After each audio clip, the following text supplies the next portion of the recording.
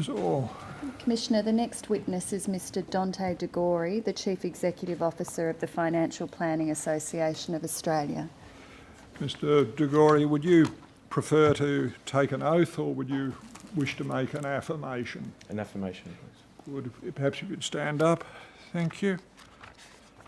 I solemnly and sincerely declare and affirm that the evidence I shall give will be the truth, the whole truth, and nothing but the truth. Thank you very much. Do sit down. Yes.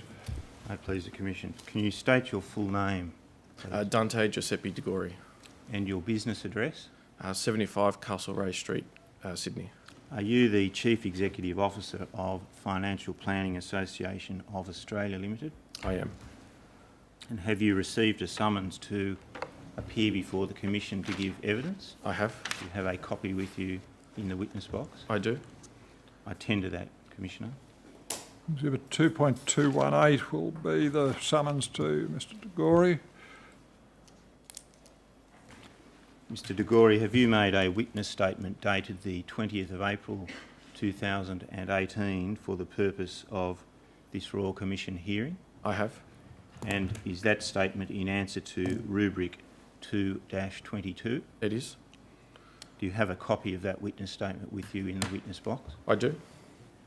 Do you say the contents of that witness statement are true and correct? I do. I tender the witness statement of Mr De Gori dated 20 April 2018, Commissioner. That statement will be Exhibit 2.219. May it please the Commission. Thank you. Yes, Ms. Orr. Mr De Gori, you've been the CEO of the FPA since March 2016, That's correct. and before you were the CEO, you were the General Manager, Policy and Conduct, and the General Manager, Policy and Government Relations That's at the correct. FPA. What did those roles involve? Those roles involved running the policy and government relations area of the association, developing submissions, advocacy work on behalf of the FPA, as well as overseeing the teams responsible for managing the professional standards, conduct, process of the FPA. Were you a financial advisor before you commenced with the FPA, Mr De Gori? I've held an authorised rep status and representative status with organisations prior, yes. And which organisations were they? Clearview Retirement Solutions and through Guardian at Astron Limited. Did you hear the evidence of Ms McKenna and Mr Henderson, Mr De Gori? I did. And I want to start by asking you some questions about the way the FPA handled Ms McKenna's complaint. Did you know Mr Henderson before the FPA received Ms McKenna's complaint? Yes. How did you know him? My first encounter with Mr Henderson was actually an appearance on a TV network with Sky to appear on a show. He was a guest panel member with me. That would have been about 10 years ago. And he's obviously a member of the FPA, and so I've also appeared on his show that he hosted on Sky Business. And he also attended our Congress in 2016 and was a MC at that Congress. He was an MC at your Congress, and you've appeared on his television show over the last 10 years? Not over the last 10 years. We first met about 10 years ago. 2010 you said. So over the last 8 years, you said you first met him when you were both guest panel members on a television show? Yes, sorry, 10 years ago, before 2010, before I worked at the FPA, was the first time I met him. Since then, I have appeared on his show perhaps maybe half a dozen times.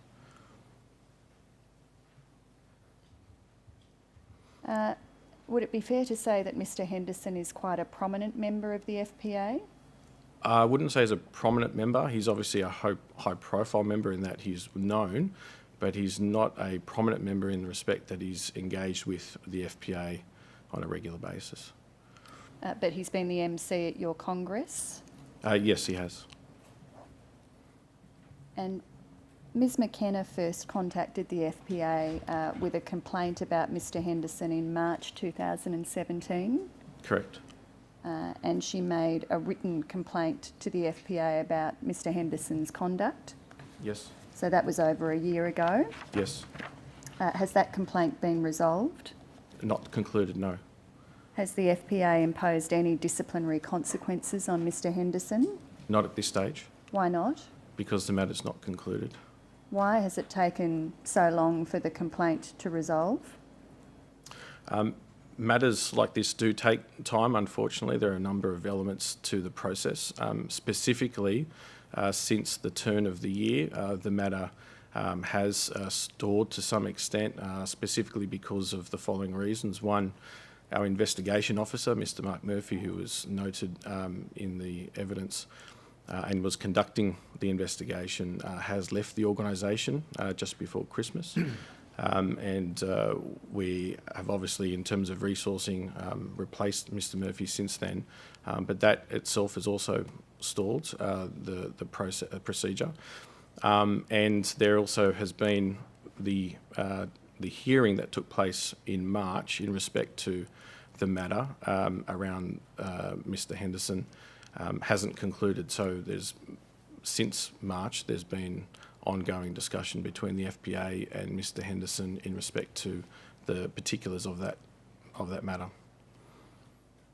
Ongoing discussion as to the particulars of the matter. Do you mean ongoing discussion as to a mutually agreeable resolution to the complaint? The extent that the matter needs to have both parties in agreement in order for it to be submitted to the Conduct Review Commissioner, yes, that's correct. The matter has been submitted to the Conduct Review Commissioner, though, hasn't it? It has, that's so correct. What is the ongoing discussion about then? The chair of the Conduct Review Commission was not happy with the proposed agreement and has effectively instructed the parties to come to a revised position based on his amendments to that. Why do you say the matter has stalled because Mr Murphy left before Christmas? Mr Murphy had finalised his investigation report before he left and made his recommendations, hadn't he? Yes, he has. So what impact has Mr Murphy's departure had on... The impact is just in terms of resourcing and able to continue the matter without an investigation officer in that role. And that matter then has had to be taken up by the head of professionalism in addition to obviously his other roles. And it was just a matter of obviously replacing Mr Murphy, which we have now as of March. Why is it necessary, Mr De Gori, for there to be some agreement or consensus with your member about the resolution of their complaint? There isn't a need, however, there is an availability through the disciplinary regulations for through the investigation officer, through the FPA, to approach the member in respect to a summary disposal of the matter, which allows for the opportunity, subject to agreement of both parties, to present that option to the Conduct Review Commission chair as a way of settling the matter without potentially having to go through the process of a full hearing. So that option's available and that option was taken. That option was taken despite Mr Murphy recommending to the contrary? Mr Murphy had recommended that at that point in time when he conducted the report that it was unlikely, and that was a lot to do with the fact that Mr Henderson was uncooperative with the process. Obviously, subsequent to that, Mr Henderson's response to the investigation report provided an opportunity potentially for Mr Henderson to agree for the fact that there were agree that there were breaches. And as a result of that, the opportunity for the FPA to consider how we could better or improve, correct Mr Henderson's conduct was seen as an opportunity to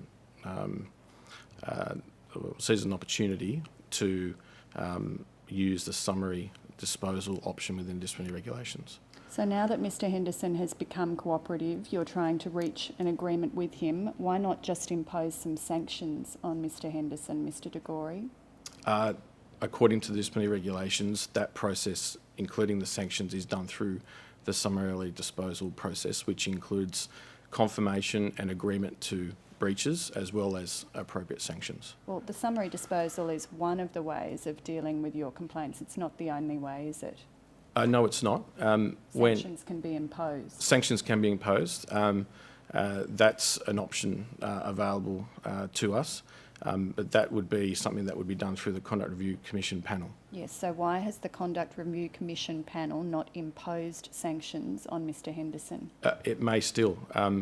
At the moment, the agreed terms have not been, the terms have not been agreed. Yes, and that's what I'm trying to understand. Yes. Why do you need agreed terms? Why can you not ask the panel to impose sanctions on Mr Henderson?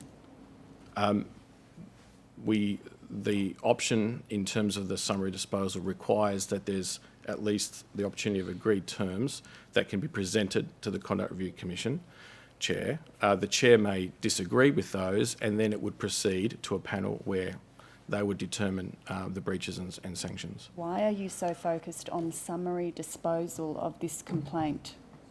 I'm not focused on summary disposal Why is of the this case. FPA so focused on summary disposal of this complaint? It's an avenue that was taken, and we're exploring that option. We're not confined to having to do that only. It's just the option that we've explored since February. And if it doesn't conclude to our satisfaction, then it will go through to a panel hearing. How much longer will you explore that option before going to a panel hearing, Mr De Gori? I think it's very imminent that that decision will be made in respect to what's in front of us at the moment. So we have revised terms from Mr Henderson and his party, and the decision about whether or not to accept them has not yet been made. Are you aware that those revised terms resile from acknowledgements of findings that had previously been proposed by Mr Henderson? Sorry, could you repeat that? Are you aware that the proposed findings put forward by Mr Henderson now resile or retract acknowledgements that Mr Henderson was previously prepared to make about findings on the part of the FPA against him? Yes, I'm aware of that. And does that suggest to you that the revised proposed terms will be or won't be accepted?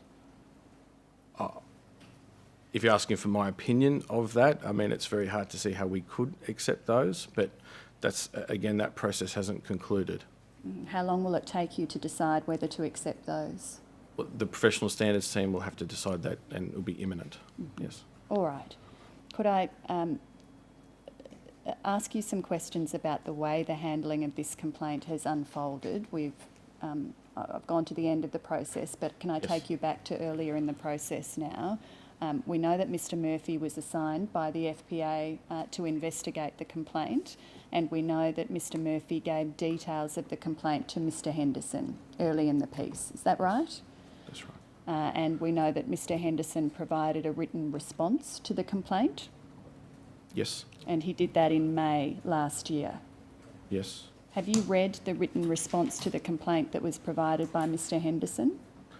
Not in complete detail, no. All right. Could I ask you to look at that document, which is FPA 0006 0001 0047?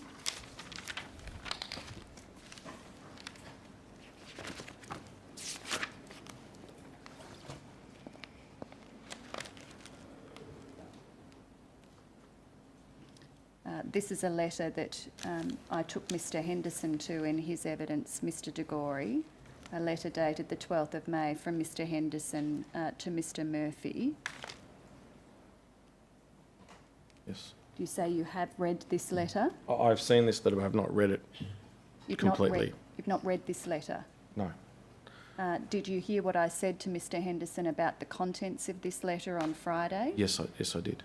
You heard what I said to Mr Henderson about his description of Ms McKenna in this letter as being aggressive and nitpicking? Yes, I did. Is that how you would expect a member of the FPA to respond to a complaint by a client? Absolutely not. Do you know if anyone within the FPA indicated to Mr Henderson following receipt of this letter that his response was inappropriate? No, I'm not aware. Not aware that anyone did? No, I'd imagine Mr Murphy would have, but I'm not aware of that. I can't confirm that. And having sent this letter to the FPA on the 12th of May last year, Mr Henderson emailed you directly? Yes. can I ask that you be shown FPA 0017 0001 0013?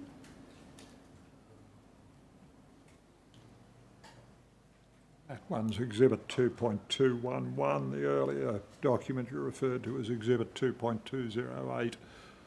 Thank you, Commissioner.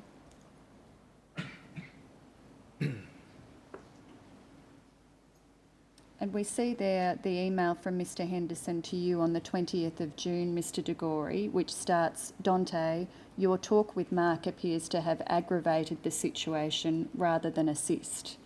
Did you speak to Mr Murphy about Ms McKenna's complaint prior to receiving this email? I had, yes. And why did you do that? Mr Henderson had contacted me and indicated that he was frustrated with the process.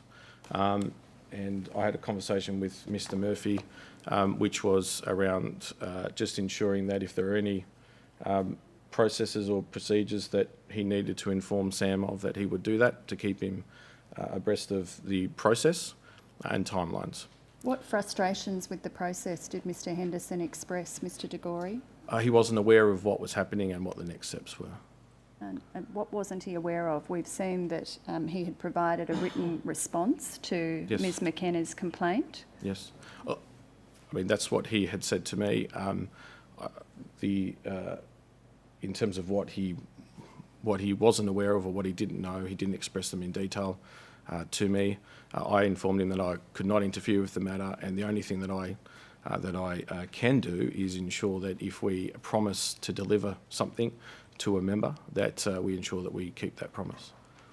The FPA is very concerned to ensure that it keeps its promises to its members, isn't it, Mr De Gori? Yes, we do. I suggest to you that the FPA is more concerned with that than with administering a rigorous disciplinary system in relation to its members. I don't agree with that at all. I think the process does need to be rigorous, and it does need to ensure procedural fairness for all parties. And this is just a matter of ensuring that if the member is informed about a process in the step and is promised something in terms of a deliverable, then that should be met. So I want to be very clear. Yes. What did you say to Mr Murphy in your talk with him, which is referred to in this email? That he was to continue the investigation as he sees fit, and that if there was anything in terms of timelines and processes that could be explained to Mr Henderson, that obviously that he does that. So as the CEO of the FPA, you had that discussion with the investigating officer of Ms McKenna's complaint? Yes. Do you understand that that could be seen by others, Mr De Gori, as interfering with the investigation of that complaint? It could be seen that way, yes. Did you consider that before you consulted with the investigating officer about Ms McKenna's complaint against Mr Henderson? Yes, I was very careful that it was not about the particulars of the matter, and as I said, it was to ensure that Mr Murphy was to continue his investigation as he sees fit, but just in respect to ensuring that deliverables are met in terms of whatever they may be. Mr Henderson says to you in this email, my peers would be interested in the workings of this process and what it means to be a member of the FPA. What did you understand Mr Henderson to be referring to there? I'm not too sure what to have made of that. It wasn't. I did not respond to this email, and I took that to be a response in itself. I was not happy with, obviously, that the tone of that email and what Mr Henderson was potentially insinuating in that email. Well, what did you think he was insinuating by that sentence I've just read to you? That he would likely go and inform others of his dissatisfaction with the FPA or something along those lines. Mm-hmm. And Mr Henderson goes on to say in this email to you, I just hoped everyone would get a fair go, and dealing with the FPA has been more difficult than ASIC and FOS, and you're a member organisation. Yes. So how did you react to that comment from Mr Henderson? Well, as I said, I didn't respond to Mr. Henderson, and if that's his opinion, that's his opinion. I mean, I take a lot of pride in the fact that we do have rigorous processes, and it's not meant to be an easy process in terms of going through the disciplinary process. It is obviously confronting. There's a complaint against you, and members may feel defensive as a result of that. So if it is a difficult process, well, then that's actually a good thing. Did you convey any dissatisfaction to Mr. Henderson as one of your members with the content of this email? No, as I said, I did not respond, which in itself sent the message in that I felt that it wasn't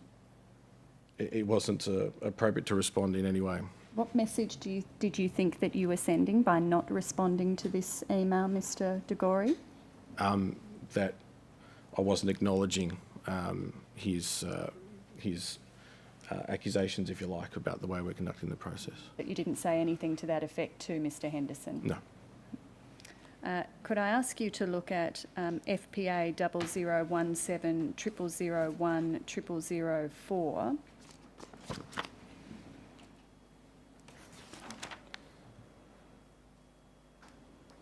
This is a set of emails on the 3rd of July 2017. The last email that I took you to was the 20th of June 2017. So we can see here on the second page that on the 3rd of July 2017, Mr. Henderson wrote again to you, Dante, another 2 weeks have passed since speaking with John Bacon, and I've had no letter from Mark Murphy as promised, outlining the issues as they relate to the code, and no offer of a further meeting date. This entire experience and complaints process continues to be stressful, painful, drawn out, without without resolution. Now, who is Mr. Bacon, firstly? Mr. De Gori? He's head of professionalism. He's Mark Murphy's manager. So he's Mr. Murphy's manager and the head of professionalism at the FPA? Yes. And Mr. Henderson and Mr. Bacon had been speaking? Yes. Well, what was the purpose of them speaking? I believe it may be in relation to Mr. Bacon explaining to Mr. Henderson the process of the complaint. Well, is it usual for the subject of a complaint to speak with the FPA's head of professionalism while the investigation into the complaint is ongoing? It may from time to time, yes. Why? If there's a question of process that maybe need to be explained, or a question about the investigation officer himself, then it is possible sometimes for the head of professionalism to at least offer an explanation as to what the process may be. Do you not see a danger, Mr. De Gori, in the subject of a complaint communicating directly with the investigating officer and your head of professionalism while the investigation into that complaint is ongoing? But they are the ones investigating the complaint. And that's precisely the problem, Mr. De Gori. Do you not see a problem? Do you not think that a member of the public looking at this from outside would be concerned about the subject of the complaint having these direct discussions with those who are investigating him? As I said, the investigation officer and the professionalism team are the ones investigating the complaint and must obviously speak with the member and the complainant as a result of the investigation. We're not talking about any formal discussions, any formal interview about the subject matter of the complaint. Instead, it seems that Mr. Henderson is just calling the investigating officer and your head of professionalism. And he may be inquiring about the next step in the process, or I'm not sure what the inquiry was about. Well, your response to this email that you received from Mr. Henderson on the 3rd of July about this was to apologise to him. Sorry, this is very disappointing. We'll follow this up immediately. Yes. What were you apologising to Mr. Henderson for, Mr. De Gori? He had promised to receive something 2 weeks ago and had not received it. So as I mentioned earlier, in terms of at least ensuring that if there was a promise for deliverable on a service, and this is, it goes across the whole organisation, then I think it's important that we keep to that promise. Were you aware that by this time, on the 3rd of July, Mr Henderson had left the FPA? He was no longer a member? No, I was not aware at that point, no. In your view, does a member who ceases their membership but is the subject of a complaint about something that happened while they were a member have a continuing obligation to participate in the FPA's disciplinary process? Yes, they do. And in this case, from what I know now, Mr Henderson, I understand, did not renew his membership or pay his membership. Under the disciplinary regulations and the Constitution, a member remains a member while subject to a conduct matter, investigation or a complaint, irrespective of whether he or she chooses to pay their membership. So for all intents and purposes, he is still a member. Well, he was not still a member, was he? No, he was. He still is a member today. I'm sorry, could you explain that? So he had ceased to renew his membership, you said? Yeah, he did not renew his membership, Yes. did not pay, Yes. but the Constitution allows the FPA to continue to treat the individual as if he is a member for the purposes of our disciplinary processes. Okay. All right, I tender that document, Commissioner. Emails between Henderson and De Gori, 3 July, 17 FPA 0017 0001 0004, Exhibit 2.220. So you have these email communications with Mr Henderson in July 2017, and it's not until October 2017 that Mr Murphy delivers his report into Ms McKenna's complaint. No, that's correct. Why did it take so long for Mr Murphy to deliver that report? I'm not sure the complete details, but obviously the process does require Mr Murphy to complete his investigation and then produce the report. Would you agree that Mr Murphy's report was quite damning of Mr Henderson's conduct? Yes. Mm-hmm. Can I ask you to look at that report, which is FPA 0019 0001 0537? And Exhibit 2.212. Thank you. Could I ask that you be shown within that 0559? You've read this report, I assume. Yes, I have. Mr De Gori. And we see at the bottom of 0559 that, among other things, Mr Murphy concluded that in all of the circumstances there is a strong and reasonable inference that the member's conduct stemmed from a lack of objectivity or a conscious decision to place his own interests before those of the client when the client trusted otherwise. It is not apparent that the member would not have made the same recommendations if not for his conflicts. It is apparent that the member based all judgments on the complainant's relevant circumstances. And at 0561, we see Mr Murphy expressing his view about summary disposal. Mr Murphy concluded that as the matter currently stands, the FPA is of the view that it is unlikely the alleged breaches will be suitable for summary disposal. The FPA does not believe that any of the alleged breaches, if proven, would constitute a minor instance of unsatisfactory conduct and be capable of being dealt with summarily. And Mr Murphy therefore made a recommendation pursuant to clause 57 of your disciplinary regulation that the FPA be directed to commence disciplinary proceedings under Part 7 by issuing a notice of disciplinary proceedings against Mr Henderson on the basis that he had a case to answer in respect to more than one allegation of breach, and he had referred to those breaches in the report. You see that, Mr De Gori? Yes. So the references within Mr Murphy's recommendations to sections 7.3 and 7.4 are references to the FPA's disciplinary regulation? That's correct. Can I ask that you be shown that disciplinary regulation, which is FPA 0001 0001 0046, It's Exhibit 6 to your statement.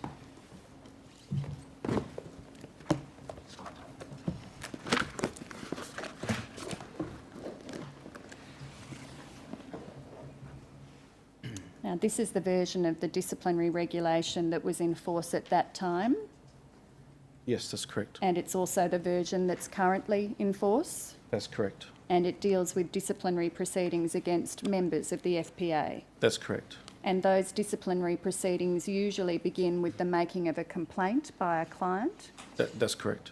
but they can also begin with a complaint by the FPA itself. That's correct. Now, at 0055,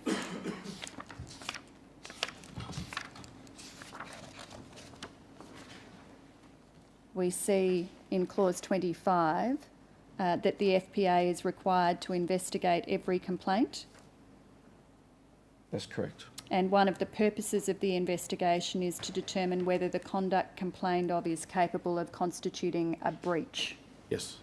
And we see from 0050 that a breach means a breach of the FPA's codes and policies or its constitutional regulations. That's correct. And at 0059,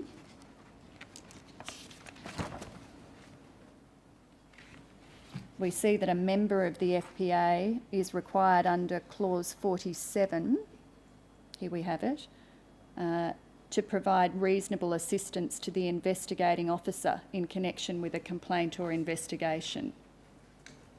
Yes. Do you think Mr Henderson complied with that duty, Mr De Gori? No. Were there any consequences for him as a result of failing to comply with that duty?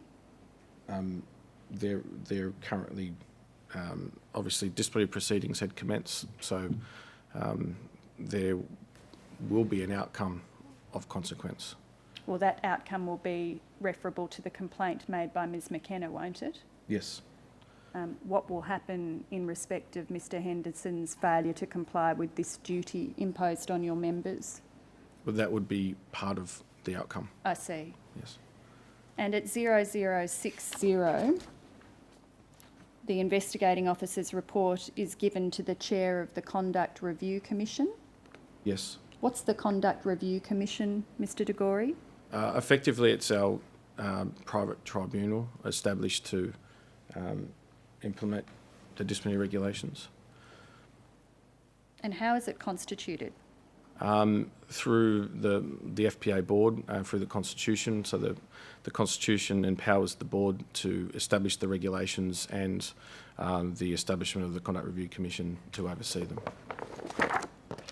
Who sits on the Conduct Review Commission? The Conduct Review Commission is made up of a chair and a deputy chair, and there's a selection of panel members, 15 of which have been selected by the board, who are chosen from time to time to appear when panels are required or when hearings have been called. And we see from 0061, the following page, in clause 53, that after reading the investigating officer's report, the chair can decide to summarily dismiss a complaint or decide to commence disciplinary proceedings. That's correct. And Mr Murphy's report recommended the latter course, that disciplinary proceedings be commenced. That's correct. And we see from 0064 that once disciplinary proceedings are commenced, one way that they can be dealt with is by summary disposal under section 7.3. That's correct.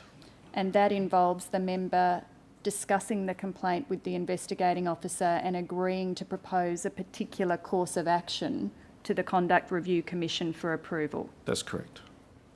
And at 0065, we see that another way that disciplinary proceedings can be dealt with is by a summary finding of a minor instance of unsatisfactory conduct under section 7.4. That's correct. And that can only happen if the FPA and the member apply to the Conduct Review Commission for the matter to be dealt with in that way. That's correct. And finally, at 0066, we see that a disciplinary proceeding can be dealt with by proceeding to a hearing before a disciplinary panel. Yes, And if that happens, the disciplinary panel will make findings. that's correct. And we see from 0071 that the disciplinary panel imposes sanctions. That's correct. So that's the course that has not been taken in relation to Mr Henderson. It can still be taken. And to date has not been. Correct. So on the 17th of November last year, the Conduct Review Commission directed the FPA to commence disciplinary proceedings against Mr Henderson. That's correct. And if we turn to FPA 002000012822,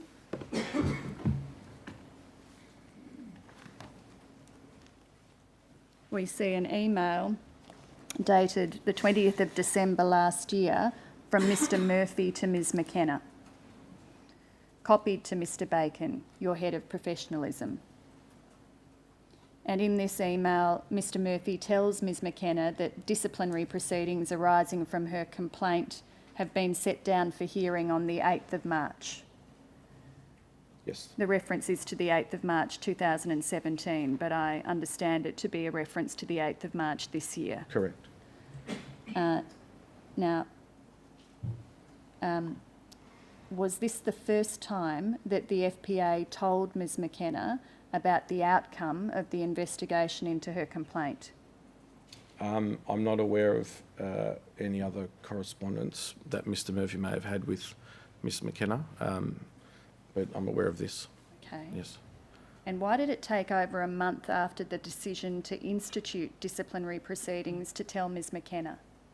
I'm not aware of the reason why. And in this email, Mr Murphy tells Ms McKenna that he won't be working at the FPA beyond the 21st of December Yes. 2017.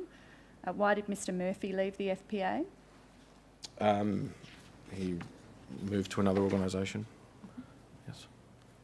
We saw earlier that Mr Murphy had expressed the view that the matter was not suitable for summary disposal under section 7.3 or 7.4.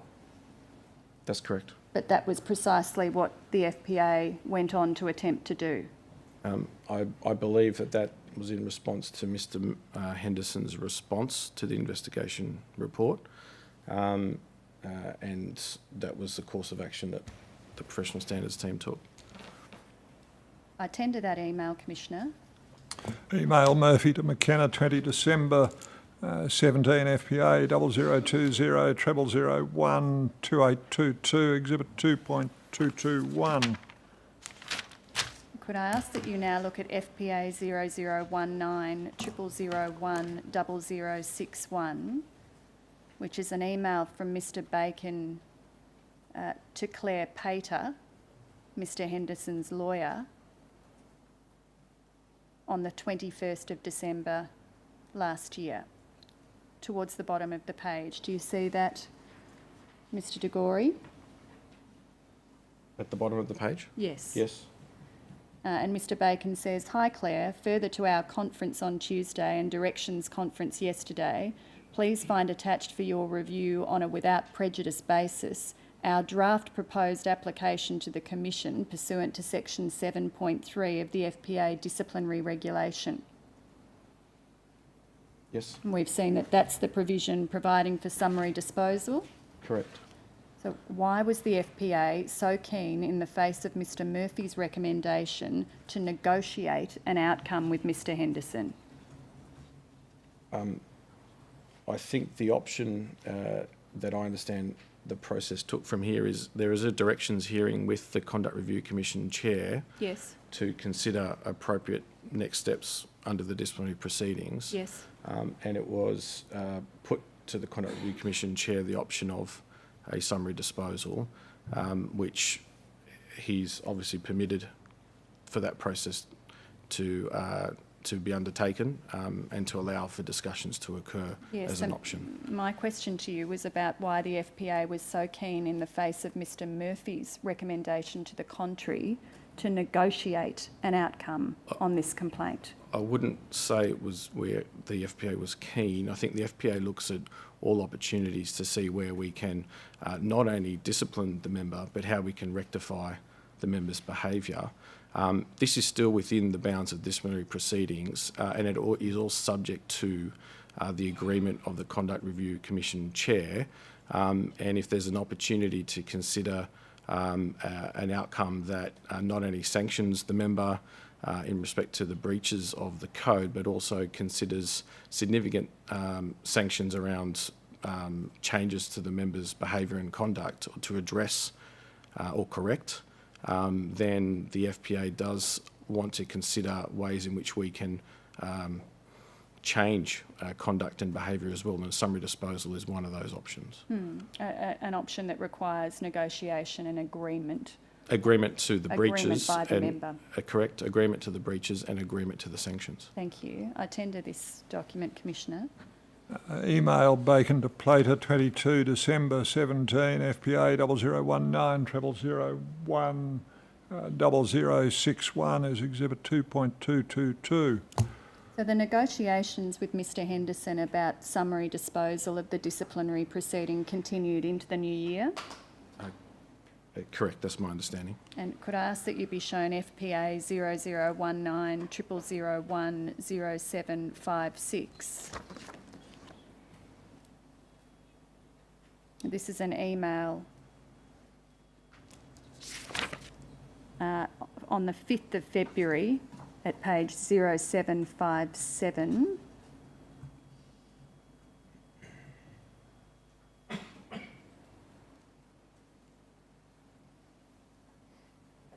From Mr Bacon to Ms McKenna. Yes. Updating her on her complaint. Yes. And so by this time it's approaching a year since Ms McKenna has made her complaint. Yes. And Mr Bacon tells Ms McKenna that the FPA is trying to reach an agreed outcome with Mr Henderson for summary disposal under section 7.3. I'm sorry, I can't see that. Where's... are you referring to the bottom email? I am. Yes, yes, I see that. And we see that Ms McKenna responded to this email at 0756 and 0757. If we could have both of those pages on the screen.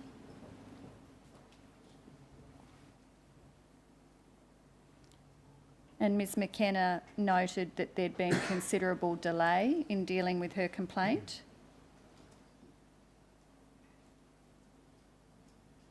Do you see that down the bottom of the first page, Mr De Gori?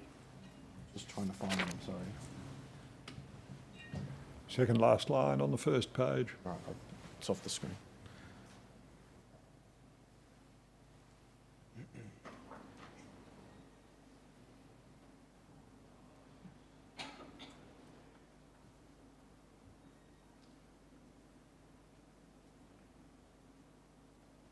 Down the bottom of the first page, Mr. First De page, Gori. bottom.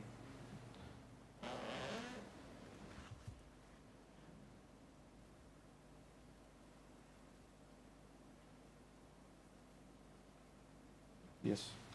And do you see on the second page that Ms McKenna expresses concerns about the lack of information that's been provided to her, and she requests copies of Mr Henderson's response to her complaint and Mr Murphy's investigation report? Yes.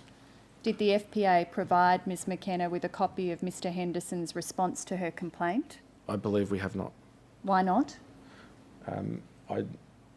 Again, that's the discretion. I'm not sure of what's occurred with Mr Murphy when he was investigation officer in terms of any of the information he may have provided to her or not provided, but it is the discretion of the investigation officer to determine what information is provided to the complainant. Obviously, keeping them informed of the process is important, but in terms of the information that is shared is at the discretion. And the reason for that is that once disciplinary proceedings have actually been enacted, the matter is actually a matter between the FPA and the member, and the complainant is potentially obviously a witness to the proceedings. And I know in some cases the investigation officer may decide not to issue some of this information because the complainant may be used as a witness in a potential hearing, which is still possible in this particular matter. But Mr Henderson's response to Ms McKenna's complaint was provided to the FPA well before any disciplinary proceedings were enacted. Oh, that's correct. But on the potential, there's always possibility that the matter will go to a hearing. So once the investigation officer decides that he or she is not going to dismiss the matter, which obviously in this case we have not, and therefore it's going to the Conduct Review Commission for disciplinary proceedings to commence, one of those options is very much a hearing. Mm-hmm. And as a result of that, the investigation officer needs to use their discretion as to what information the complainant has in respect to their appearance, potential appearance at the hearing.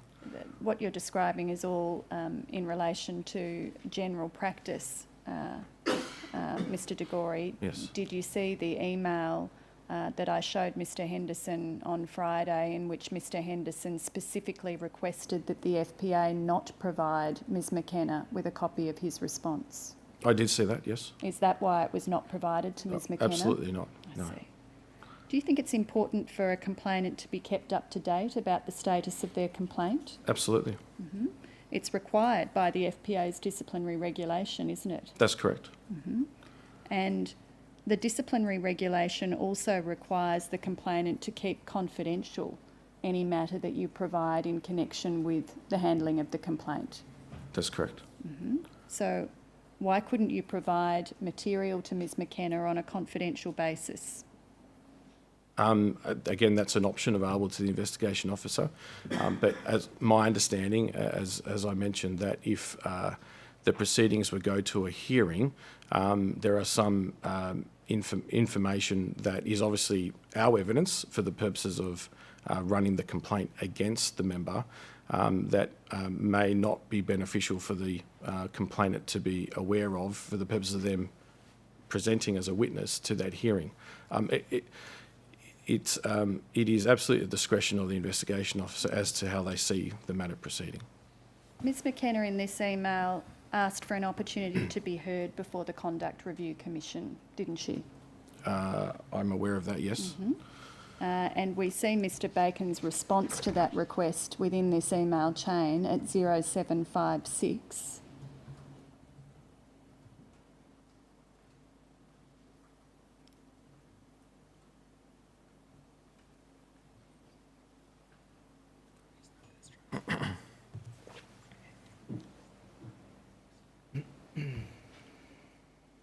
There we have the email from Mr Bacon in response on the 7th of February, and Mr Bacon told Ms McKenna just under halfway through that email that she did not have a right to be heard in the proceedings because she was not a party to the proceedings brought by the FPA against Mr Henderson. Yes.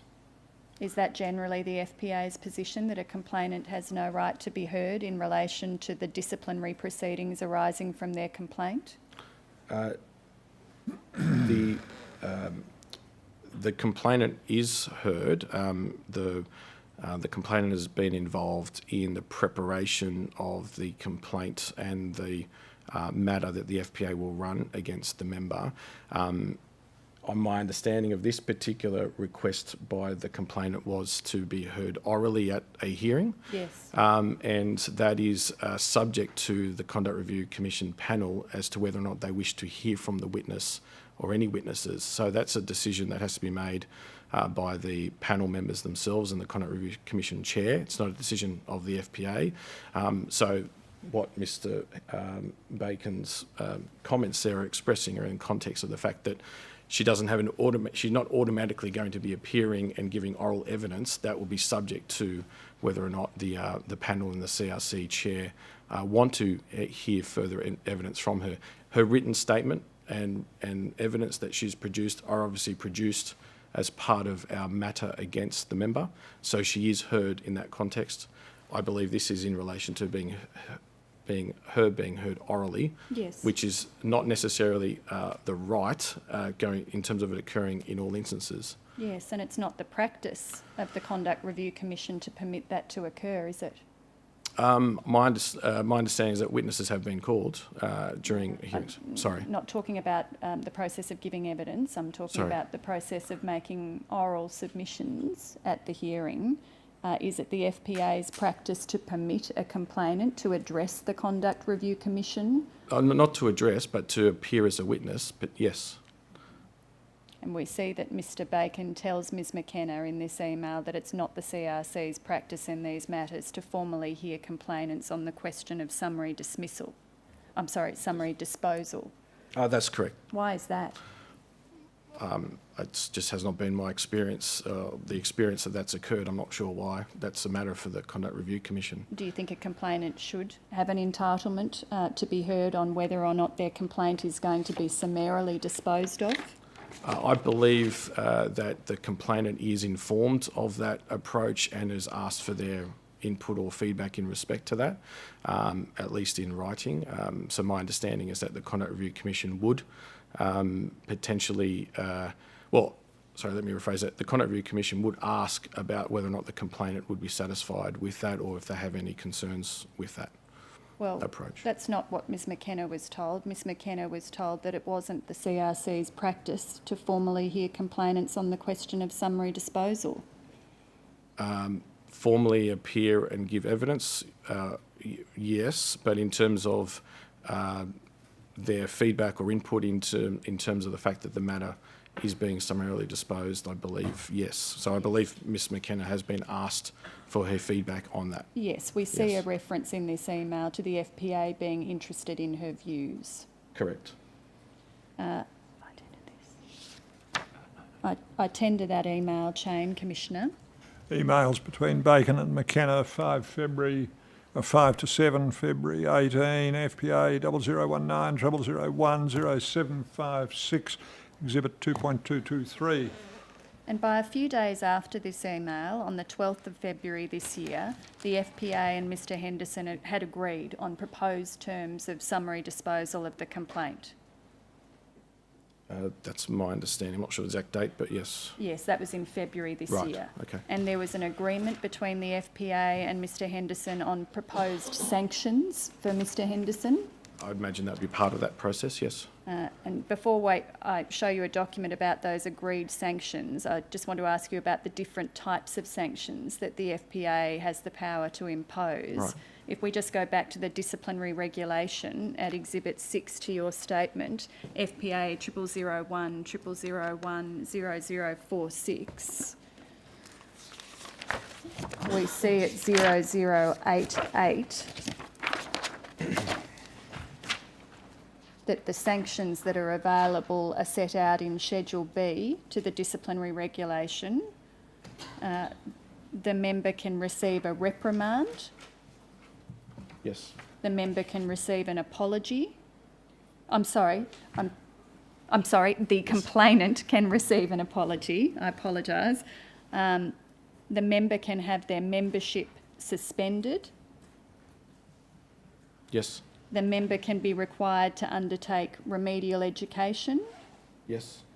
The member can be required to pay a fine of up to $20,000 per breach. Yes. The member can be required to provide an undertaking. Yes. The member can be expelled from the membership. Yes. Or the member can be required to undertake a period of supervised practice. Yes. And there's then a reference to disciplining in some other way, having regard to the nature of the breach. Yes. So which of those possible sanctions do you regard as being the most serious? Expulsion. And what kinds of breaches might warrant expulsion from membership? Well, in particular, any major harm caused to a consumer, a client, deliberate harm, fraud, systemic breaches of the code. So very serious cases of conduct that that the member has, which would mean that the member should not be fit to practice. And since the 1st of January 2013, so over the last approximately 5 years, how many members have been expelled from membership as a result of disciplinary proceedings against them? I believe there's been about 6, according to it's in my witness statement. Sorry, I can't remember. You tell us in your statement that there were 5. 5, sorry. Yeah. Are you aware of any licensee that requires its employees or authorised representatives to be members of the FPA? I'm only aware of one directly that I have knowledge of, who's the chairman of the FPA, who runs his own licence. But otherwise, I'm aware that there are licensees that may require membership of a professional body as a requirement of membership, as a requirement of employment with them. But whether it is the FPA directly, I'm not aware of any that exclusively of the FPA. So if a financial advisor is expelled from the FPA, the most serious sanction that you Yes. can impose, they can still practice as a financial advisor. Expulsion from the FPA does not remove their authorisation or licence, but it could lead to their removal of authorisation or employment, depending on the conditions of their licensee or employer. Yes, but you've just said that you're not aware of any licensees other than the one run by your chair that requires its members to be, requires its employees Mandates, or authorised representatives to be members of your association. That's correct. However, we have licensees who have signed a memorandum of understanding with the FPA, which part of that memorandum of understanding is that you will not employ or authorise an individual who has been disciplined or banned or expelled by the FPA. So that relates to new engagements by licensees, does it, of people that you've already expelled? Yes, it does. Mm-hmm. Yes. But there's nothing that requires a licensee to take any action in relation to a employee or authorised representative that you have expelled from membership? Not directly, no. Mm-hmm. No. So do you accept my proposition to you that if a financial advisor is expelled from the FPA, they can still practice as a financial advisor? Oh, absolutely. Yes. Yes. And if a member fails to abide by the sanctions that the FPA imposes, what can the FPA do to enforce them? If the member does not abide by the sanctions, then they can be expelled. So it's still Absolutely. the only thing you can do is expel them from your membership. Yes. And when a member is subject to disciplinary proceedings by your association, are the findings and sanctions made public? Yes, they are. You say in your statement that the FPA is required by your constitution to keep confidential all complaints and disciplinary matters concerning its members, unless the matter becomes subject to the publication provisions in Part 13 of your disciplinary regulation. That's correct. Can I take you to Part 13, back in this same document, at 0073.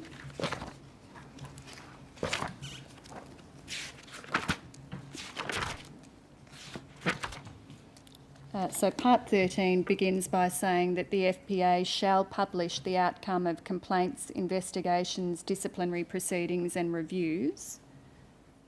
Yes.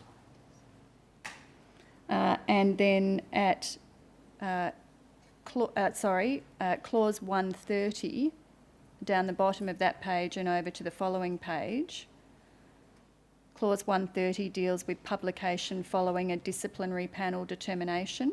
Yes. And it requires the name of the member to be published. That's correct. Is there any requirement for the name of the member to be published where the matter is summarily disposed of under section 7.3? There isn't a requirement, but it's an option available to the CRC chair to have the member's name published. Yes. So no requirement, but it's an available option. Correct. And what about where the matter is disposed of under section 7.4? I'll need to check that, but I don't believe it would be published. I don't believe it could be published. So that's Yes. where there's a summary finding of a minor instance of unsatisfactory conduct. Correct. That's not published? Not the name of the member, no. Mm-hmm. Correct. Now, could I take you to a document which is RCD 9999 0019 0001.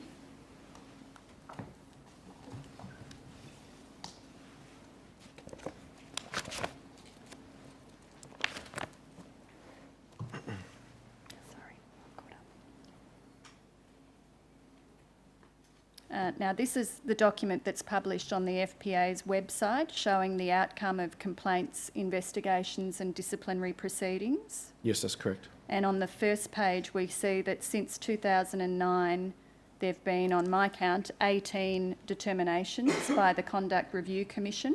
That's correct.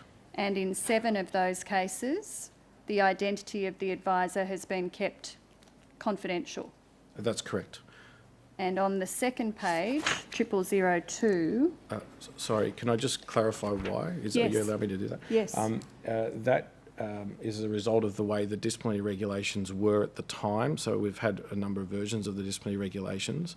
Up until 2011, the disciplinary regulations did not permit the Conduct Review Commission Chair and the FPA to publish the names. That's now been reversed, so it is automatic that a finding made by the CRC panel hearing is automatically published. So there's no discretion around that. So when do you say that position changed, Mr De Gori? I believe it was as a result of the disciplinary regulations issued in 2011. Yet we see in this document that there are still advisors whose names are being kept confidential in 2012 and 2014. That's correct. I am aware on one occasion the CRC chair made a decision not to I'm publish, sorry, but I'm not sure. I didn't realise that we had the following page on the screen when I asked you that question, which will have made it difficult to answer. I apologise, Mr De Gori. If we could go back to 0001, I was asking about the 18 determinations and sanctions, and I was pointing out to you that we can see from that table that in 2012 and 2014, the advisors are still kept confidential. Yes, I'm not aware of why those other ones have been have not been published.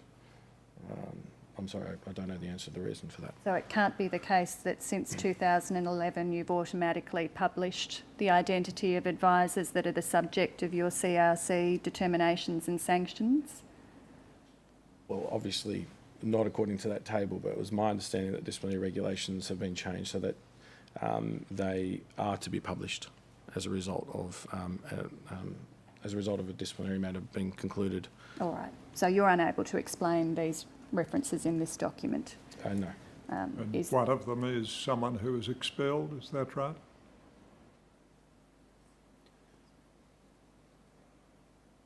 Sorry?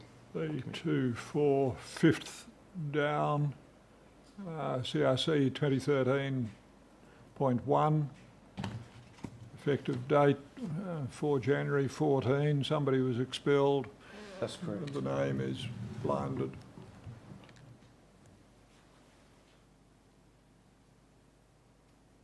Yes, that's correct. So you can see at the bottom of this page, Mr De Gori, that this document shows it was updated in February 2018. So as at February 2018, the FPA, had not identified the advisor that was expelled in 2014. The Commissioner has just referred to. In 2014, or the... yes, that's correct. That's correct. Now can we turn to the second page, 0002, where there's a table reflecting that 8 advisors have been the subject of summary disposal since 2010. Yes. And sanctions were imposed in each of those cases, including fines. Yes. And in all of those cases, the identity of the advisor has been kept confidential by the FPA. That's correct. Yet the page on your website on which these matters are published is headed Professional Accountability. Do you see that, Mr De Gori? Yes, I do. And how is it possible to hold members accountable for their misconduct if their identity is kept confidential when they are found to have breached the FPA's codes and policies? The professional accountability looks at a number of measures to try and ensure that conduct can be corrected, as well as obviously sanctioned accordingly. And the FPA, for points that you've already mentioned in terms of our ability to stop people practicing, we don't have that right to take away someone's licence, but we do have the opportunity to educate and to change and influence conduct and behaviour. Obviously, one of those things we can do is to expel a member, and that person then is no longer with the FPA and is able to then go and continue practicing without any education and or professional standards to adhere to at all. So one of the measures, obviously, with this type of approach, is to engage the member to improve and change their conduct in order to enable them to actually adhere to professional standards and provide high quality advice rather than not. And part of that engagement or motivation is that their names are not published as a result of that. And that's been the approach taken with the FPA. You talked about your opportunity to educate. You have an opportunity to protect the public as well, don't you, Mr. Absolutely, De Gori? absolutely. And isn't the ultimate purpose of your disciplinary process to protect members of the public who seek financial advice? Yes, absolutely. And can a disciplinary process really achieve that purpose if the FPA keeps the results of so many disciplinary matters that involve findings of breaches by your members confidential from the public?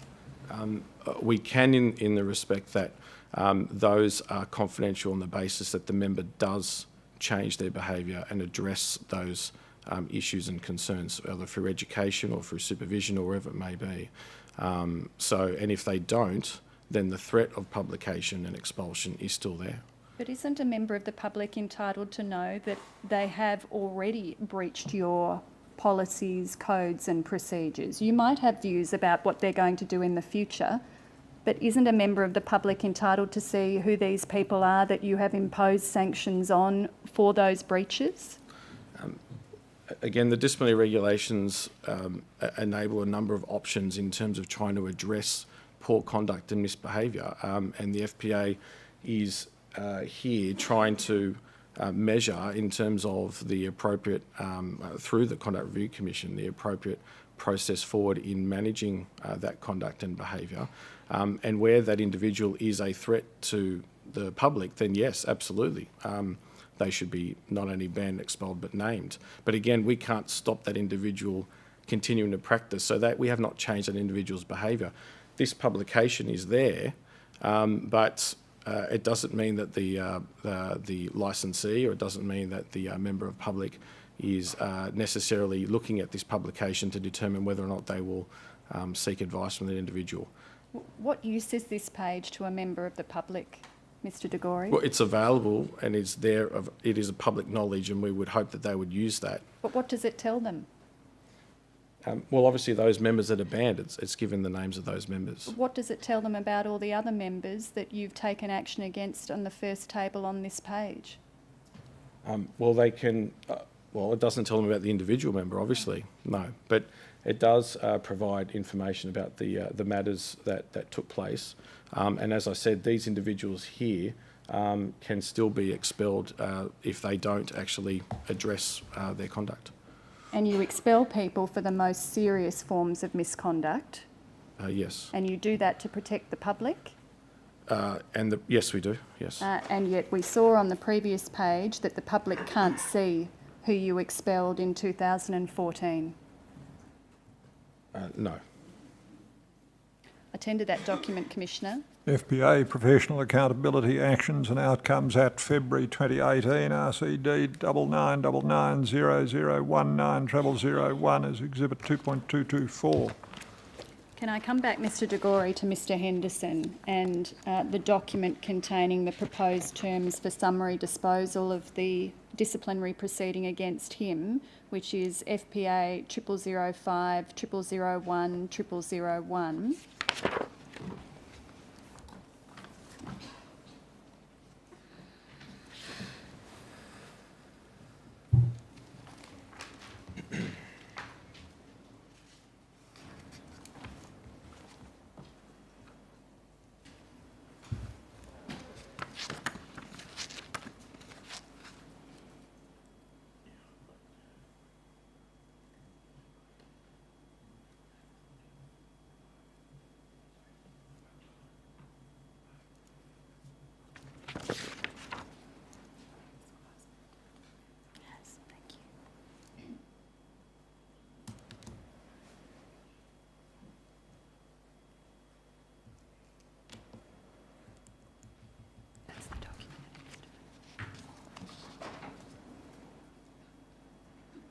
If there are difficulties locating that document, which is an email, could we try FPA 0005, 0001, 0002, which is the document attached to the email?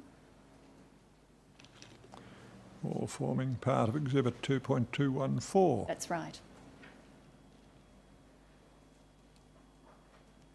We now have the email, and could I ask that Mr De Gori be shown the following page, 0002, which is the first page of the annexure, and then I'd like to take you to 2 pages within that annexure, Mr De Gori, which are 0010 and 0011. If they could both be brought up, we see the proposed terms for summary disposal of Mr Henderson's disciplinary proceeding.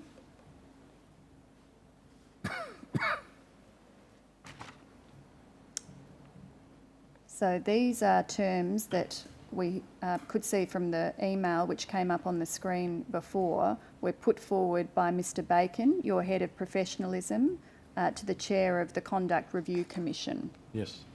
And the agreed sanctions put forward to the Conduct Review Commission, we see starting on 0010, the first was that Mr Henderson be admonished for breaches of your code of practice. Yes. The second was that Mr Henderson undertake that within 7 days he'd pay all outstanding fees, subscription and levies due to the FPA for the 2017 and 2018 membership year. Yes. What sort of sanction is that, Mr De Gori? It's in relation to his membership fees. Is it appropriate for Ms McKenna's complaint to be dealt with by a sanction which requires him to pay you his outstanding membership fees? In terms of the member, that's an obligation of the member according to the Constitution. So I imagine that's a direct result of that obligation. It's nothing to do with Ms McKenna's complaint, is it, Mr De Gori? No, not directly, no. But this matter is a matter between the FPA bringing the matter against Mr Henderson, and therefore the FPA does or can look at conduct or issues outside of the original complaint as well. I see. So Mr Henderson was to undertake to pay his outstanding membership dues. He was to undertake to continue to do all acts and things necessary to continue to meet the eligibility criteria and general obligations for membership. That's correct. He was to warrant that he's taken corrective action to train his staff. That's correct. And the training was in relation to the particular superannuation products and adverse consequences of rolling out deferred benefits under superannuation schemes. That's correct. He was to undertake that he would review and modify his current practices and process to ensure that he complies with various FPA rules. That's correct. And then he was in clause 5 to undertake to appoint an independent expert satisfactory to the FPA to conduct certain reviews. That's correct. And finally, he was to undertake that he would report to the FPA in the following periods from the date of summary dismissal, within 3 months the findings of any review or gap analysis from the independent expert, an action plan and a timetable to implement the action plan, and within 9 months confirmation of the implementation of the action plan. That's correct. And then we see under the heading Other Matters that the parties, this being the FPA and Mr Henderson, agreed that in consideration of Mr Henderson complying with those undertakings and warranties, the FPA agreed to be restrained from publication of Mr Henderson's name in connection with the disciplinary proceedings and the outcome of the matter, including the agreed sanctions. That's correct, provided that he does comply with those sanctions. So the FPA offered to keep Mr Henderson's name confidential. I'm not aware as to how that particular component got into the final terms, It could be quite possible that Mr Henderson requested that. I'm not aware of how that... Well, whether the FPA offered it or Mr Henderson required it, the FPA agreed That's that correct. it would keep Mr Henderson's name confidential. Subject to complying with those sanctions, that's correct. Yes. And is that the only mechanism that you have to ensure that your members comply with their sanctions, that you can reveal their identity? It's our strongest. It is our strongest, yes.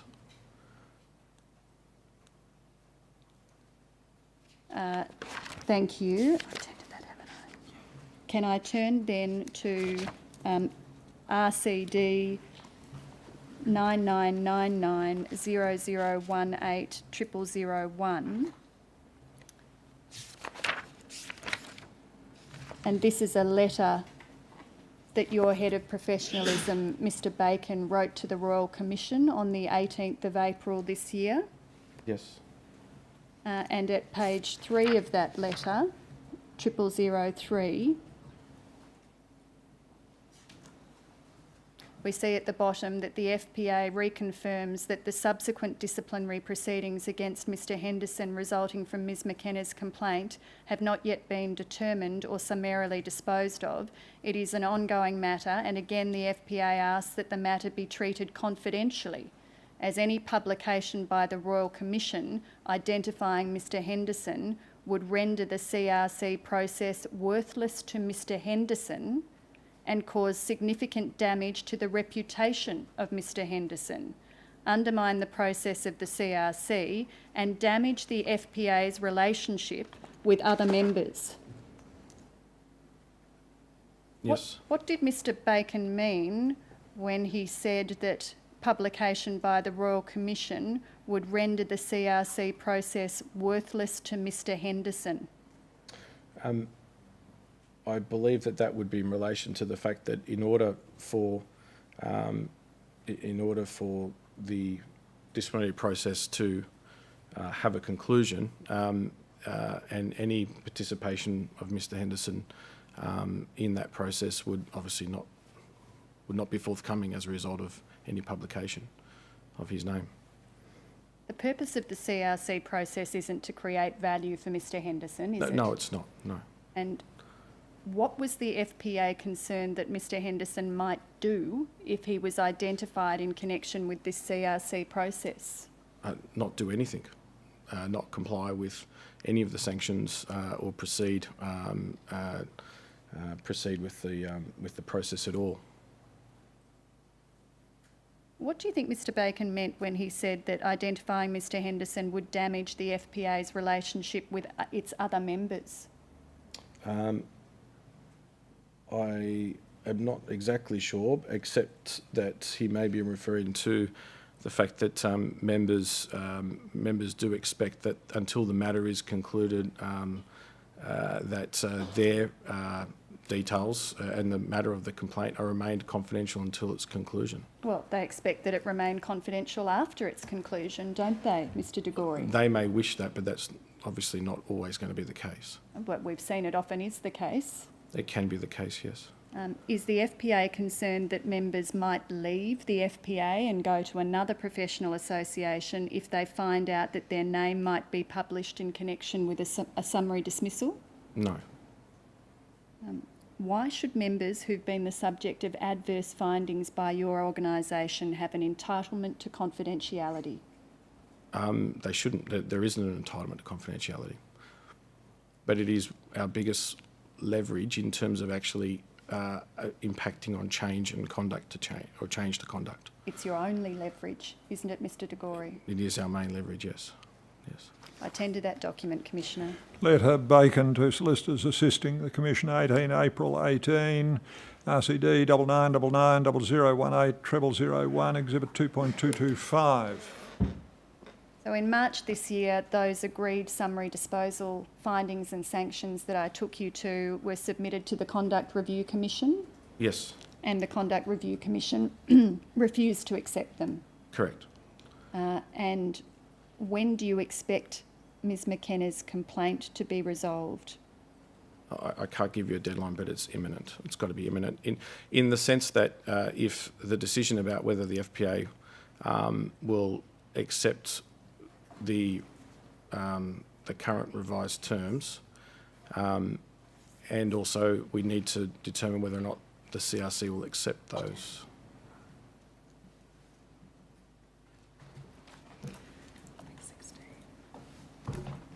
Just have a moment.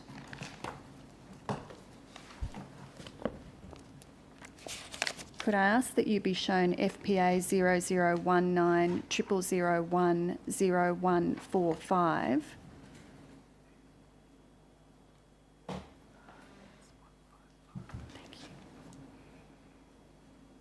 This is a transcript, Mr. De Gori, of a directions conference before the chair of the Conduct Review Commission on the 6th of March this year. Yes. And can I direct your attention to 0155?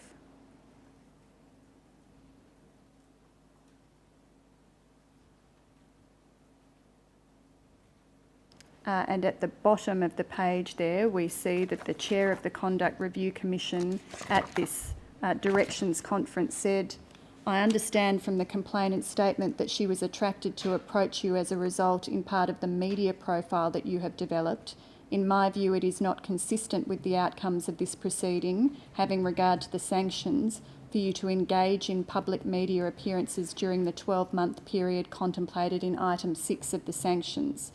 Now, if you accept what I'm saying, you, as an additional sanction, will need to provide a letter to the FPA that you undertake to suspend or take leave from giving any public media appearances over the next 12 months. Did Mr Henderson, to your knowledge, provide such a letter? No. Attend to this document, Commissioner. Transcript CRC Directions Conference 6 March 18 FPA 0019 0001 0145 Exhibit 2.226. Could I turn, Mr De Gori, to some more general questions about the FPA? You've set out in your statement the number of members of the FPA since 1 January 2013. Yes. And since that time, you say that about 40% of the financial advisors in Australia have been members of the FPA. That's correct. And the number of your members has increased from just under 8,000 members to just over 11,000 members? Yes, and sorry, just to clarify, they are the practitioner members or voting members of the association? Yes. What are the reasons that you think financial advisors choose to become members of professional associations like the FPA? There are a number of reasons. In particular with the FPA, we also have the certified financial planner designation that many members aspire to. We also obviously set standards. We have a code of ethics. We have education standards. And I think as a mark of professionalism, many individuals want to be part of a professional body to demonstrate that they are part of a profession. Do you see financial advisors as being part of a profession or part of an emerging profession? Yes, absolutely, I do. Which of those? Oh, sorry, as an emerging profession. An emerging absolutely. profession. And what do you think defines a profession? Well, individual accountability and responsibility around that, and individuals want and to exercise their professional judgment, to be held accountable to high entry standards, to maintain their education on a very high standard basis, and to obviously be held accountable to those standards. Accountable to who, Mr De Gori? Well, firstly, they've got to be accountable to themselves, and they've got to be accountable to their clients, but accountable to the profession. And how are they accountable to the profession?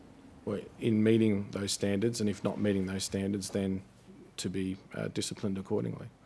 Mm-hmm. Are they accountable to the public? Yes, they are. Yes. And do you accept from the documents I've shown you that your processes do not make financial advisors against whom you make adverse findings accountable to the public? No, I don't.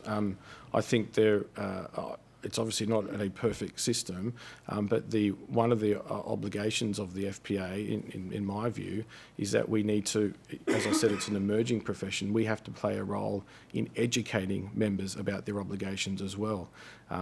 Individual financial planners have to have a sense of will have to be individually accountable for their actions, and they have to understand what those obligations actually are. And I think that's part of the journey that we're on, that many financial planners actually aren't acutely aware of what their obligations are. They don't actually really understand the law, let alone the code of ethics as an example. And so part of our role is to educate, train, and to show them that as well as holding them accountable to that.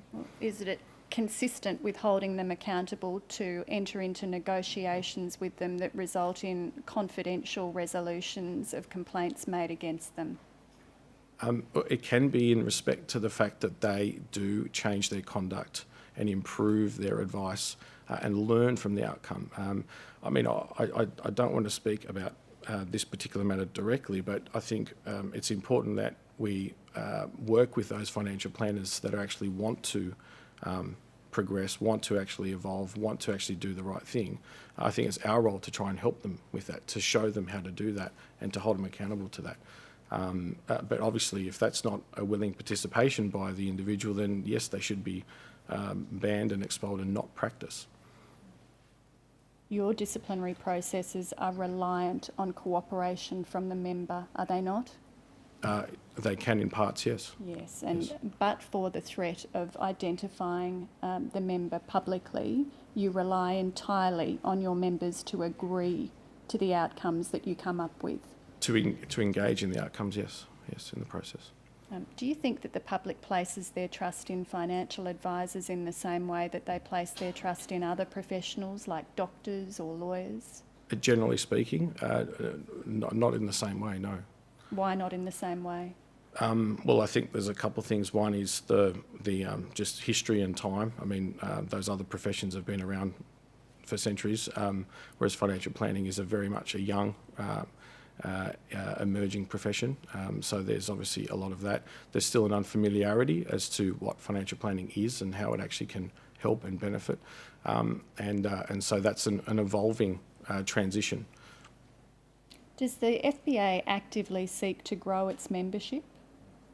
I think as a membership organisation, we have to always consider the membership and looking at getting members who fit the right profile to be members of the association, only to the extent of the number of planners in the country. Yes. So do you actively seek to grow your membership? What do you mean by that exactly? Do you try and get more people to join up to become members of the FPA? Through the website, yes, we do. Yes, you do. Yes. And membership fees are the chief source of the FPA's revenue? Yes, they are. Could I ask that you be shown FPA 0012 0001 1112?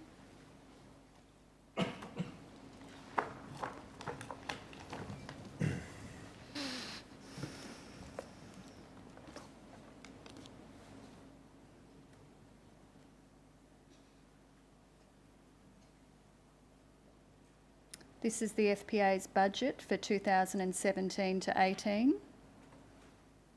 Yes. And we see from that first page, and we'll need to blow it up a bit to see the figures next to membership revenues, but we see that you make about $8 million a year through your membership fees. Yes, so that's the budget, that's the expected revenue, yes. That's what you expect to make from membership fees. Yes. And if we turn to 1115,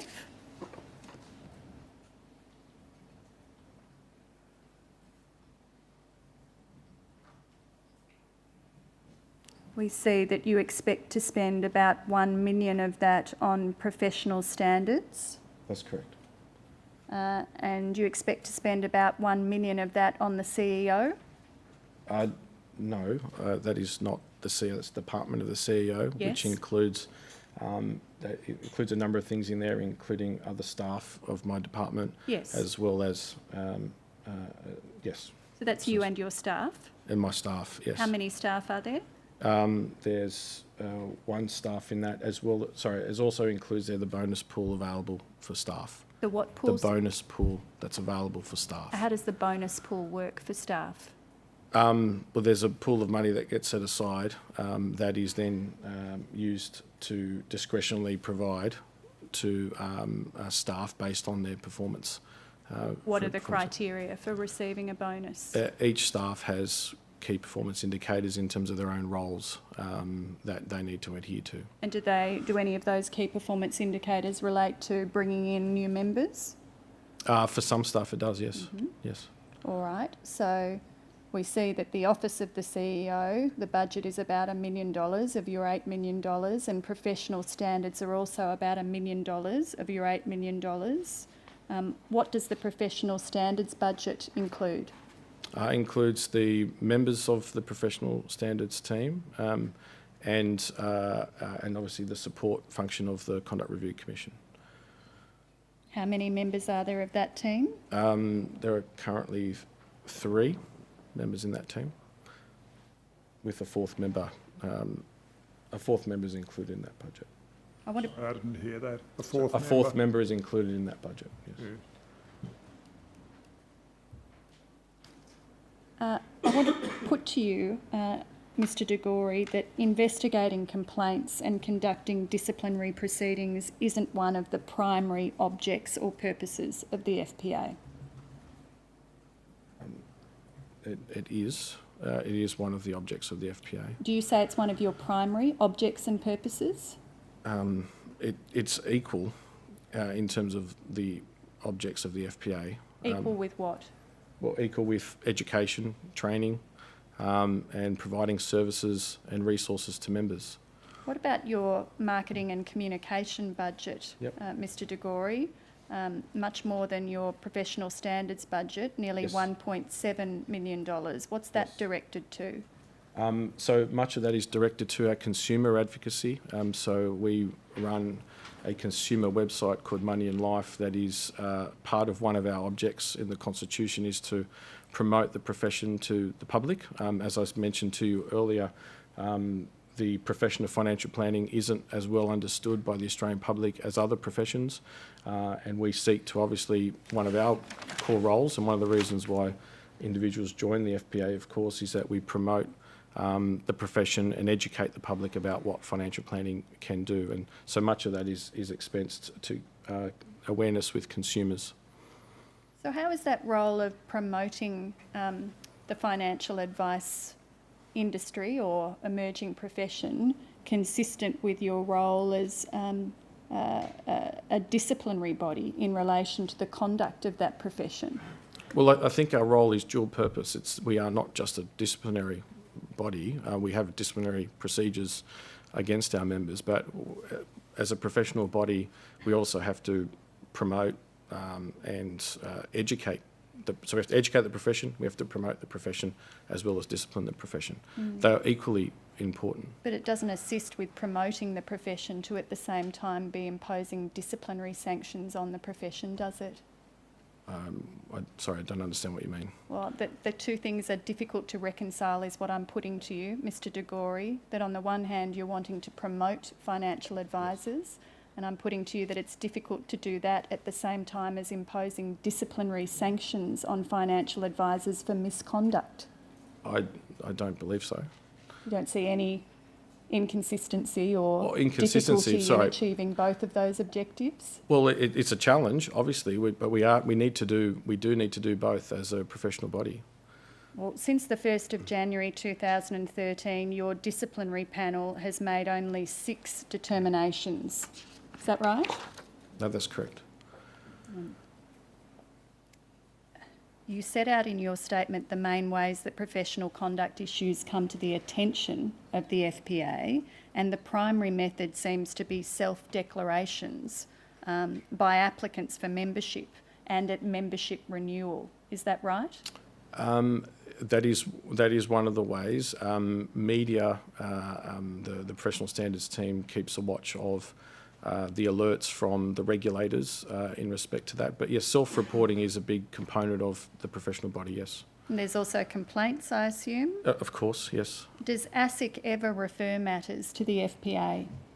I'm not 100% aware of any formal referrals, but we do have informal engagements with ASIC. Do they ever refer matters to you for consideration of disciplinary consequences? I'm not aware, no. They Not aware don't? of any, no. I'm sorry, when you say you're not aware, I'm not aware of has that any. ever happened to I'm your not aware knowledge? of. I'm not aware. To my knowledge, I'm not aware of it happening. No. Thank you. And does the FPA take any steps to seek information from ASIC about its members? Not directly, no. Why not?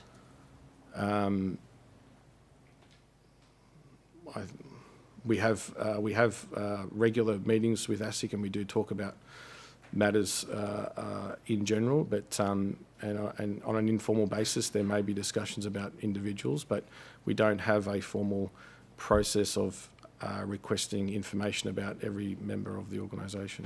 So why not, is my question to you, Mr De Gori. Wouldn't you want to know if the regulator is investigating or imposing sanctions on your members? Oh, absolutely, and in fact, in some cases where we know or been aware that there are proceedings or reports issued by the regulator, we have asked if they could share information on those individuals if they're members of the FPA. We understand obviously ASIC are subject to their own confidentiality and privacy issues, but we have asked for that on occasions when there have been reports issued by ASIC, Yes, whether or not those individuals. So you wait till there's a public announcement by ASIC and then you follow up with some requests for information at that point? That's correct. Many times that's when we're first aware that there is that investigation has occurred, yes. Do licensees ever refer matters to the FPA or notify the FPA when they've taken action against one of your members? It is very rare for that to occur, but it has happened, I believe, on an occasion, but it's very rare. Over the course of these hearings, we've heard evidence about a number of advisors whose employment or authorised representative status was terminated by the licensee for misconduct, or who resigned after allegations of misconduct were made against them, and they included Mr. Andrew Smith, Mr. John Doyle, Mr. Chris Harris, Mr. Bradley Main, and Mr. Adam Palmer. Are all of those people members of the FPA? I don't believe they are all members. They may have all been members. So some may be still members and some may have. So they've all been previously. members at one point, is that right? I'm not 100% sure on all of them, but most of those names you read out, yes. Did the licensees of any of those people report their concerns about them to the FPA? No. Does it concern you that the FPA has members whose employment has ended in those circumstances and the FPA does not know about it? Yes, it does. Do you think that the public think that the FPA is the appropriate body to make a complaint to if they have a problem with a financial advisor? The consumer is informed about the complaint processes, and in most cases that process has a number of steps, and the FPA is one of the avenues, but in many cases it's not the first avenue that consumers will take because of the internal dispute resolution process that needs to go through first. And then, of course, in most matters for complaints, consumers are looking for compensation as a result of loss, and that's primarily targeted to the Financial Ombudsman Service. And then in some of those cases, individuals of the public will come to the FPA to determine whether or not the individual is a member, and if so, lodge a complaint. But that's not generally what occurs. Or in terms of the number of complaints that go to FOS versus the FPA, absolutely not, yes. Okay. Yes. All right, there's one more document I want to take you to, Mr. De Gori, but before I do that, I tender the Budget Commissioner. FPA Budget 27-2018, FPA 0012 001 1112, Exhibit 2.227. The last document is FPA 0002 0001 2515.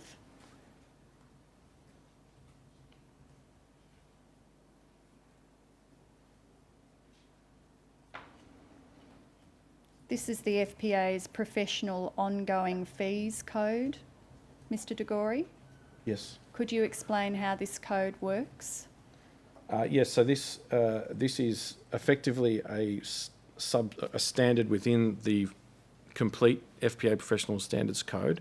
It is a code that has been approved by the regulator ASIC in respect to, as it says there, in respect to the Corporations Act, as an option available to financial planners as an alternative to the opt-in provisions.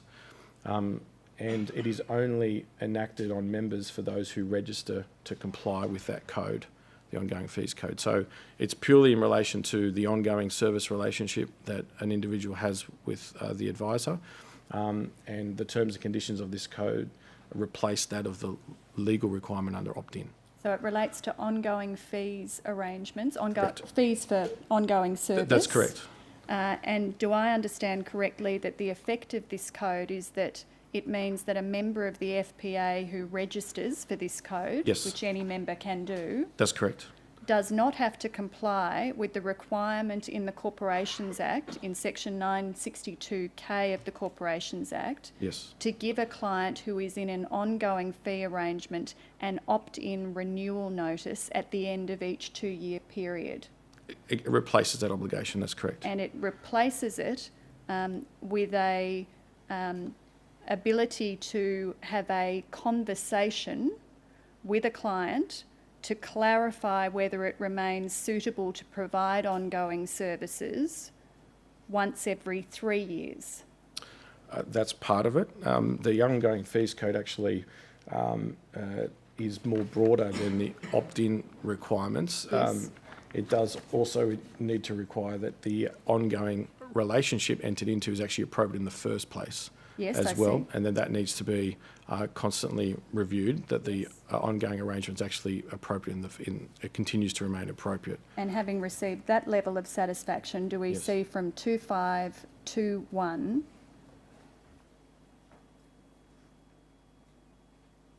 that the renewal interval in clause 7.2 for the ongoing fee arrangement then becomes every 3 years, no less No often less than every 3 years? That's correct. And in terms of what needs to be done in replacement of the opt-in notice that the Corporations Act requires a client to receive, Yes. we see in clause 8.1 that the participating member is required to clarify with the client whether it remains suitable to provide ongoing services under the arrangement. Yes, that's correct.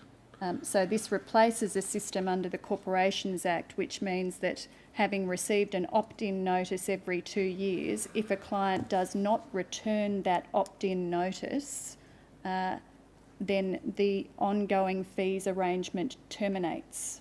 Yes. So that is not the situation for people who register for this code. It doesn't operate exactly the same way, but if they obviously under this scenario, the outcomes are the same in that the arrangement would have to terminate if they don't get the arrangement renewed with the client.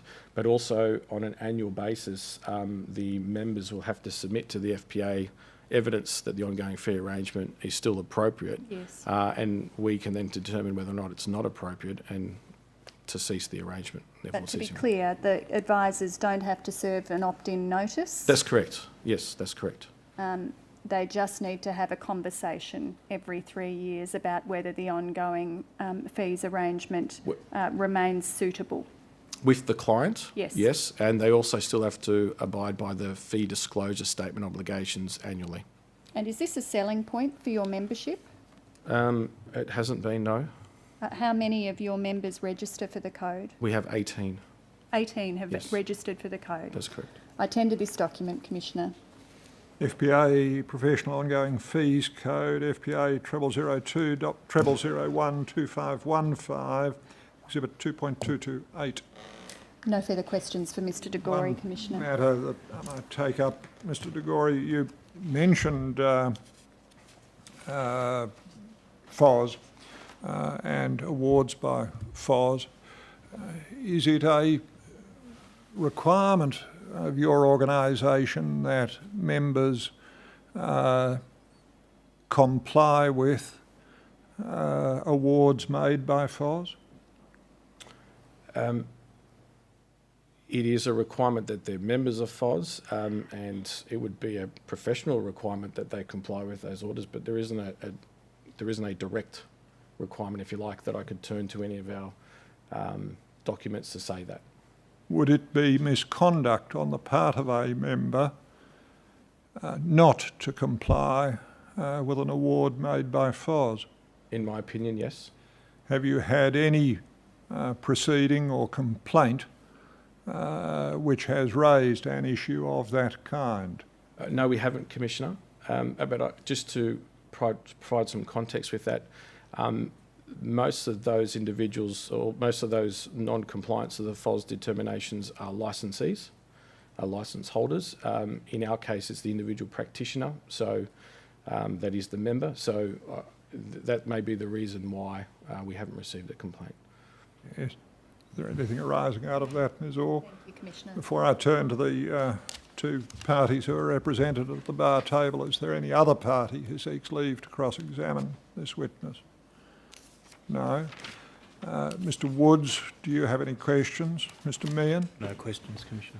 Yes, thank you very much for your evidence, Mr De Gori. You may step down. You're excused Thank you, further Commissioner. attendance. Commissioner, the next witness is Mr Philip Kewen, the Chief Executive Officer of the Association of Financial Advisors, but perhaps we could have a brief break to reset the bar table. Yes. I'll come back at 25 to midday. Thank you, Commissioner.